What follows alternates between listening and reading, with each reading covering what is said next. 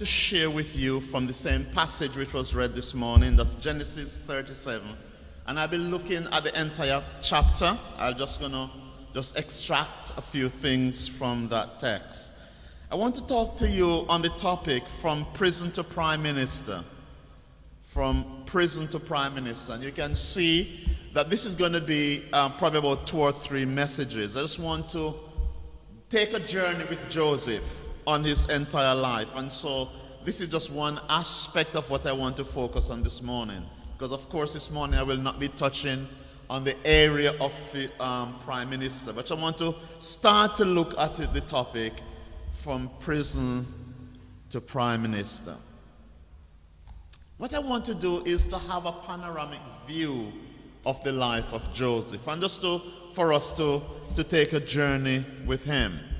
And some of the experiences that we have in our lives happen because of 3 reasons. So whatever we go through, there are 3 reasons behind that.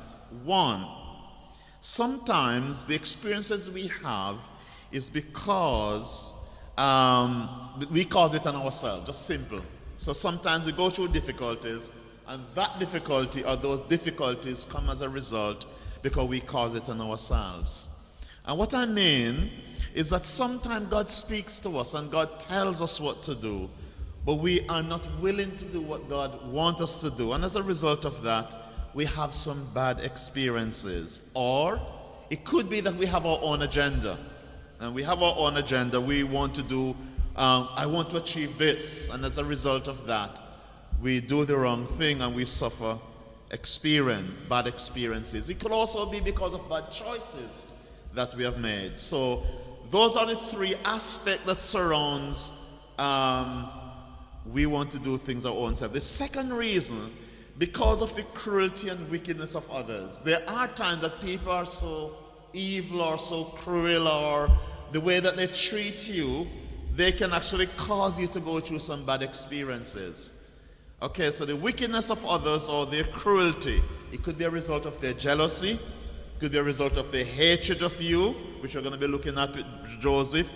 And also they could have been driven by some selfish ambitions, which can cause them to do things that affect your life and has caused you to go through bad experiences.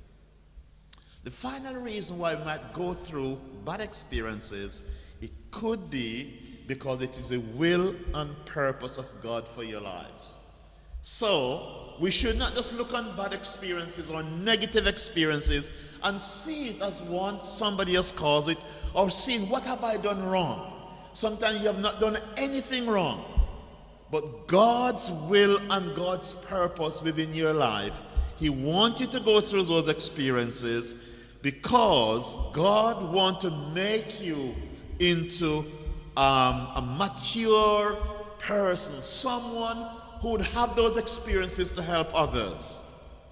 God might be building some qualities in you, or He might be preparing you for some greater position in life, which is necessary for you to go through these experiences. So I really want to set those out as 3 reasons why we have bad and difficult situations within our lives. 1, we cause it on ourselves. 2, wickedness of other people. Or 3, it is God's will and purpose for your life. And I want to focus on the latter one, which is saying sometimes we go through these experiences because it is God's will and purpose for our lives. I'm going to be focusing on Joseph and the experiences that he has had, and to see how God used those bad or those difficult experiences to bring about His glory. And sometimes we might make mistakes or we might make bad judgments, but God can still work through those difficult, also bad judgments that we have made and bring about His purpose. Sometimes people might do you things and they mean you bad, but God can still work through those and bring about His purpose. We can see this in the life of Joseph, from prison to prime minister. And I want for us to follow Joseph this morning, to take a journey with him. And as I've said, this is just one aspect of the message that I want to be looking at. And the first thing we have to notice here is that Joseph experienced hatred by his brothers. Hatred, according to chapter 37, verses 3 to 11. Sometimes your bad experiences come because of hatred that people have for you. And in this case, it was Joseph's brothers. 10 brothers of Joseph meant him harm. And let's just look at why they developed this hatred. Sometimes people develop hatred for you for various reasons. I want to look at why Joseph's brothers hated him. One, the first thing, according to verse 3, tells us about the favoritism of his father. The Bible tells us in verse 3 that Joseph's father, Jacob, loved him above all his brothers. He loved him above all his brothers. He was the last son, according to verse 3, of his old age. And for some reason, Joseph's father developed a special love for him. And this has caused his brothers to be jealous. Jealous of him and hate him. Now, I don't know how you feel, but you might have children. And just look in your mind's eye. Just reflect on your mind's eye. And sometimes you might have preference for one child over the other for various reasons. Sometimes it could be because of the attitude of that person. It could be about their behavior. It could be of so many reasons that might cause you to have a special feeling towards that child. And whether you want to classify this as good or as bad, but in this case, Jacob loved his son Joseph more than all his other sons. And this caused hatred. They hated Joseph. You are dad's favorite. You are mom's favorite. I don't like you. And many times even at school, I talk to some of the kids and they're saying to me, they are the favorite. Or they said, I don't like my brother. And I say, why? Because there's my mom's favorite or my dad's favorite. So even in school I've heard that being expressed by children, that they sometimes do not like their siblings because of the love and the special love that their parents have for him. We also notice the second reason, the second clause of verse 3, the Bible tells us that they hated Joseph because Joseph's father, Jacob, made him a coat of many colors. So Joseph had a nice, lovely coat that his father made him as an act and as a demonstration of his love. He gave him a special gift that he did not give to his other sons. And I do believe that there ought to be equality in the way that we treat our children, or to show our children love. And here, if you're buying one present, you shouldn't just buy one present and don't buy the other's present. But here we've seen that Joseph shows favoritism by buying a present, or probably preparing a coat for his younger son, which he did not do for his other sons. And this caused them to hate him. We are looking at reasons why Jacob was hated by his brother. 1, favoritism of the father. 2, fact that he purchased him a special coat. And 3, because of his dreams. In verse 5 to 8, the Bible tells us, and I do not have time to read it, but the Bible tells us that Joseph had a dream. I don't know how many times you have dreams, or how often you have dreams. Now let me see the hands of those who have had a dream over the within last week. If you had a dream last week, just raise your hand. I've had a dream. So there's only 3 of us have had dreams last week. There's sometimes people can have dreams every night. Very regular. There's sometimes you might not have dreams. But dreams can come from different reasons. There are different things that can cause dreams. 1, sometimes you might be thinking about something and you go to bed with it, and it's deep within your subconscious. And according to studies, it tells us that these things can emerge into dreams.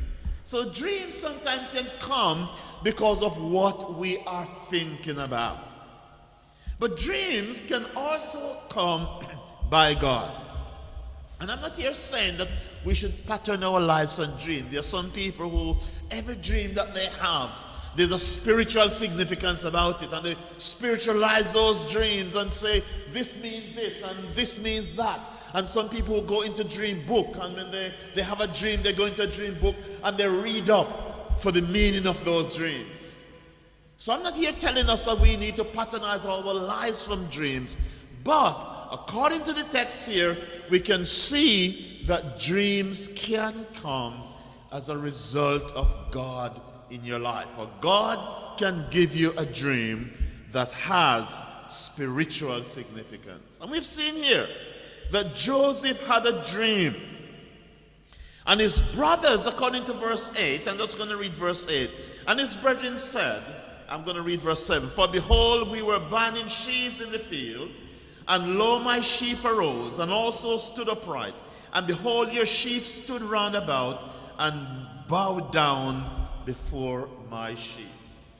We notice the significance here in verse 8 is that his brothers were able to interpret the dream. So it seemed like there was something within this family where they were able to interpret dreams. Because the Bible tells us in verse 8 that, and his brethren said unto him, shalt thou indeed reign over us? Or shalt thou indeed have dominion over us? And they hated him yet the more for his dreams and for his words. Sometimes people hate you for your words. The words that you speak are words that they don't feel comfortable with, are words that they do not like, and they hate you for that. And here we find them hating Joseph for two things: for the dream that he had and what that dream meant to them. Your dream is telling us that you are going to reign over us, that we are going to bow down before you. And they hated him for that. Remember, we are looking at Joseph in his teenage at this time, young man, not knowing what his future was. But God started to reveal to Joseph what things might happen within his future. In verse 9 to verse 11, God reinforced that again by another dream. And the Bible tells us at this time that when he had this dream, the Bible tells us, and his brethren envied him. I'll just read verse 9. And he dreamed yet another dream, and told it to his brethren, and said, behold, I have dreamed a dream more. And behold, the sun and the moon and the 11 stars bowed down before me. And he told it to his father. And this time his father was making an interpretation. And he told it to his father. And his father rebuked him. Don't speak like that. Why is it that you're talking like this? What does this dream mean? Shall I and thy mother and thy brethren come to bow down ourselves to thee to the earth? Joseph, as a young man, not knowing what his future, not knowing what's going to happen down the road, God began to reveal to Joseph things that was going to happen within his life. And sometimes within our lives, God can make revelation to us. God can reveal to us things that will happen within our lives. Sometimes God can give us intuition that we can look and we can see sometimes the possibility of things happening, unfolding within our life. Joseph was having these dreams, but he could not understand. But his father and his brothers, they were able to interpret those dreams. But I like the response here. Verse 11, and his brethren envied him. You know, sometimes people envy you for what you have. They envy you for what you might achieve, not knowing how hard you achieve it. Or they might envy you because of the words that you might speak and the blessing that people might pronounce on your life. But I like the latter part of verse 11. The Bible says, while his brothers envied him, his father observed these sayings. His father began to look into it and to say, well, no, this doesn't seem normal. This something seems to be happening. There was something special about this dream that his father began to take on board. And sometimes some things happen within our lives and we need to take it on board. Sometimes God allows things to happen within our lives and we need to take stock of what is happening. Not only happening within our lives, but happening around us. happening within our families, happening among our friends, happening at our workplaces. We need to take stock how God chooses to communicate to us. You see, God doesn't communicate in one way. In this situation, we have seen where God communicated to Joseph through his dreams.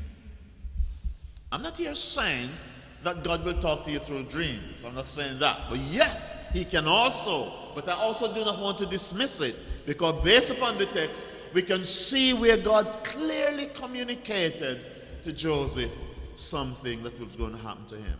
I don't know with you if you have ever had any dream that come to pass, any dream that you're able to interpret, and later down the line you can see the fulfillment of that dream. I don't know if you have had that experience. But sometimes God can communicate to us through dreams. We're looking at Joseph's life. A young man who faced envy and jealousy from his brothers. A young man who faced hatred from his brothers because of what God was doing within his life.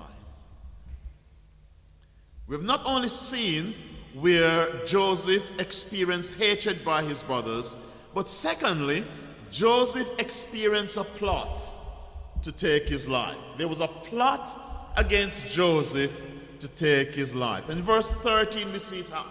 And what I want us to understand here, in all of the things that was happening with Joseph, that God was a part of it. God was allowing his will and his purpose to unfold in Joseph's life. And some of the experiences were not good. And I really want to reinforce that when you go through difficult times, that does not necessarily mean that is not God's purpose for your life.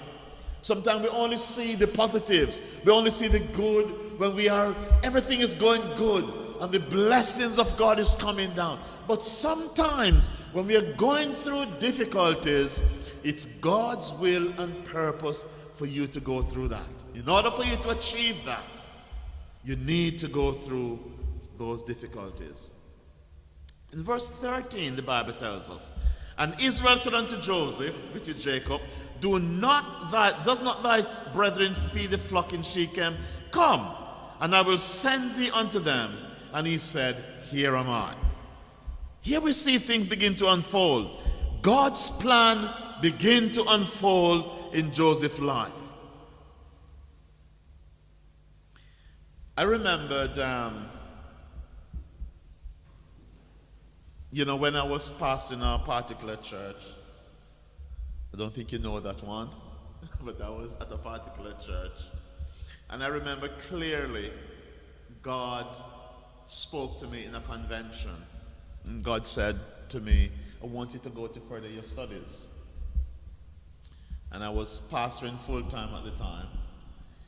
And I said, okay, I had to go to Manchester to study. So I said, okay, I will go up on Mondays and come down on Fridays. And the only service I was going to miss was Bible study, prayer meeting. But at that time, I always train and equip people within the church. So there were people there who were able to carry on. And they said, no, we're not allowing it. If you decide to go to further your studies, you have to resign. Because we're not going to allow this. And because I knew directly what God was saying to me. At that time, I know giving up the work I was being paid by the church at the time, giving up the work there. My family, I was thinking of a family, having a young daughter to look after, and of course Muriel was the only one to be working. How we are going to manage? But then I said I need to obey the will of God, and I've decided to go, and I went. And just looking back over my life now, I'm very, very glad that I was able to do that, not knowing the purpose and plan that God has for my life. But I went and I prepared myself, and then had that thing not happened, I would not have gone into teaching. And so I came back, and then I went to another university, did another course, and so qualified myself as a teacher. And hence I was able, by God's help, to provide for my family and also to be able to give financial assistance to other areas of ministry, etc. So I did not understand what was actually happening at the time. But obedience to God is very, very important. So Joseph went, and we've seen the plot against Joseph to take his life. And there are times when people plot against you. Sometimes you don't know. People scheme and connive against you. They scheme and connive against Joseph. And we're going to look at what happened in verse 18 to 20. And when the brothers saw him afar off, even before he came near unto them, they conspired against him to slay him. They conspired against Joseph to slay him. Let us kill him. The dreamer cometh. Behold, the dreamer cometh. Let us kill him and see what will happen to his dreams. You know, people can't kill your dream. Your dream cannot be killed by people. It can only be killed by yourself. Your dreams and your aspiration in life cannot be destroyed by others if you are determined. And furthermore, if that dream that you have, if that aspiration is sanctioned by God, is driven by God, no matter what a person does, they will not be able to destroy that. In verse 18, they said, let us kill him. And they said to him, behold, the dreamer cometh. Come now, verse 20. Let us slay him and cast him into a pit. And we will say, some evil beasts have devoured him, and we shall see what will become of his dreams. What I want to say here is that God was working behind the scene. And even though they were plotting, even though they were conspiring, even though they were conniving against him, God's hand was upon Joseph's life. I don't know what you're experiencing this morning. I don't know what you might be going through. I don't know what plot you might be experiencing or difficulties you might be facing. But if God is with you, your dream will not die. If God is with you, my friend, he will guide your pathway and lead you through successfully. I remembered while I was preparing this, a thought came to me. I remember it so vividly. Back in Jamaica, I was probably about 12, 14, a little young man riding cycle all over the place. And I remembered, from a poor family background, of course, having a bicycle that wasn't very, very nice, just an ordinary little bicycle. I remember used to riding around without any brakes on it, using a foot as brake and thing like that. And some young men, some of the guys in my community, their bicycle was so nice and, very nice and well sprayed and have all the things on it. And honestly, I must tell you, I look at some of their bicycles and I envied it. And I remembered one young man, not knowing what was going in my heart at the time, he said to me, no matter what people have, don't envy them, because if you do, what you have will start to break up. And I remember what was happening. My bicycle bar, it just break. I have to go and I have to well it and it break again. And that was actually happening to me. And the moment he said that, he said, if you envy anybody, if you are jealous of people for what they have, the little that you have will start to be destroyed, start to just break up. And I look at what was happening to my bicycle, and from that very day I said, you know what? I am not going to envy anybody for what they have. I'm going to be happy for them. And honestly, that transformed my life. And I remember that from that day until today. Never to be jealous or envious of people for what they have. When you see people aspiring in life, be happy for them. Be encouraging for them. Bless them as you bless them. I mean, you can see somebody have something and say, oh, I would like to have something like that. That doesn't say you can't see somebody's, I like the pair of shoes, or I like that coat. Where do you get that from? I would like to have one. That doesn't say you envy that person. When you envy somebody, you're actually saying, they shouldn't have that. I am the one who should have it. Or because the person have that thing, you're not pleased with them. Your heart is not right with them because of what they have. Never do, because you will never prosper in life. I remember that from that day. I was 12 years old. That man, that young man, a friend of mine, instilled that within my mind. And since then, I've never envied. They envied Joseph for his dreams. They envied him for his code. They envied him for his words. They envied him for what God was doing within his life. And so, envy drives them to do bad things. Envy can drive people to kill. Envy can drive people to make your life hell. Envy can drive people to do some wicked things in other people's life. Can have bad experiences because of envy. They decided to kill him. But you see, God was with Joseph. And God intervened, and God placed it in Reuben's heart to say, no, let us not kill him. Let us not shed innocent blood. Let us cast him in the pit. His intention was to restore Joseph back unto his father. We can see, my friend, no matter what people plot against you, no matter what people plot against you, if your heart is right, if you're obedient to God, if you're sincere in your purpose, God will lead you through. And we have seen here where Joseph was sold into slavery. In verse 23 to verse 36. We have seen in verse 24 that they cast him in a pit. In verse 26 to 29, we have seen where his brothers seek profit for Joseph. Instead of killing him, let us sell him.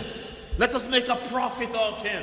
Let us use this opportunity to make a profit. Imagine a young child away from his father, being sold into slavery, being sold unto the Midianites, to be taken far away from home. In verse 31 to 32, we have seen where they conceal their plot by sprinkling the blood. And sometimes people do things to cover up their tracks, to cover up what their intention and their motives were. What did they do? They took Joseph's coat, they killed a ram, they sprinkled blood on it, dark blood on it, and they brought it to his father. Is this the coat of your son? The moment that Jacob saw it, Jacob was in tears. He was broken. He recognized his coat. They covered up their tracks. They cover up what they were doing because of the hatred for Joseph. Sometimes things doesn't come straight. You know, sometimes people present things to you in a certain way. And as it is presented, that's not really what it is. There are underlying motives and reasons behind that. And we have seen where Joseph's coat was brought to his father, presented to his father as if he was killed by a wild animal. But at this time, Joseph was hundreds of miles away as a little young child sold into Egypt. I'm going to stop here, but what have we learned today? We have learned today that people, the difference that you go through, the difficulties that you face, might not necessarily mean because you've done anything wrong, might not necessarily mean because of selfishness, etc. It could very well be God's plan and God's purpose for your life. We have learned this morning also that Joseph experienced hatred by his brothers. And you can have bitter experiences as a result of people's hatred for you. We have also learned where Joseph, they plotted, because of jealousy and hatred, they plotted to take his life. And hatred and jealousy caused them to sell him into Egypt. What road are you on today? What are your experiences? What are you facing today? Don't be perturbed, my friend, that God's purpose and God's will could be working out in your life. We're going to see later on, as we continue to look at this text, we're going to see how the experience of Joseph bring about the savior of two nations, the savior of the Israelites and the savior of the Egyptians from starvation and death. Joseph's experience brought liberation to two nation. Your experience today, your difficulty today, what you might be going through today, God might be preparing you for bigger things, where not only you can be blessed, but the lives of others are blessed. We'll be looking this morning on from prison to prime minister, and I'll be continuing this message another time.